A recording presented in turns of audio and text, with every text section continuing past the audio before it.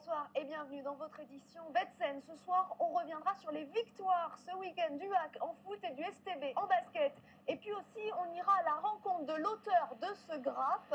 Il a voulu attirer l'attention en graphant le volcan et faire passer un message. On l'entendra dans ce journal. Mais tout d'abord, chaque année, Le Havre accueille des cadres portuaires venus d'Afrique, d'Asie et d'Amérique du Sud. Ils viennent pendant 5 semaines au Havre suivre une formation pour acquérir des connaissances de pointe. François Liandier et Danilo Comodi les ont rencontrés.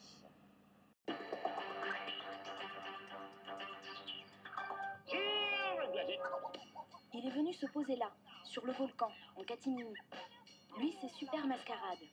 Commenté, photographié ou critiqué, ce super-héros du béton en 4x4 ne laisse pas indifférent.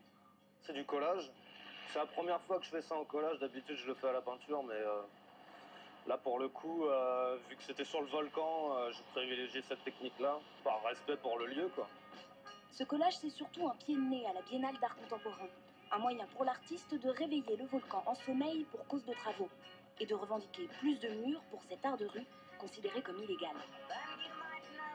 J'ai des amis qui ont eu vraiment des gros problèmes, des amendes hyper lourdes à payer, et que je me suis fait arrêter pour avoir peint sur un panneau d'affichage.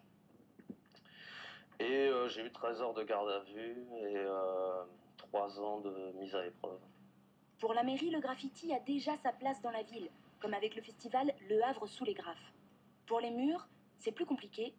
UNESCO oblige. Il est vrai que je ne vois pas comment donner des murs pour des graffeurs dans le centre UNESCO qui est classé à l'UNESCO. Ça paraît impossible. C'est pas possible du tout. C'est comme le graphe sur le volcan. Moi, je le trouve drôle. Personnellement, je trouve qu'il a plein d'humour. Il est plein d'humour. Il ne me choque absolument pas. Mais c'est vrai que c'est dans le cadre UNESCO et c'est la porte ouverte à tout. Super Mascarade tiendra encore quelques semaines sur le volcan. Avec la pluie et le vent, il s'envolera de lui-même vers d'autres horizons.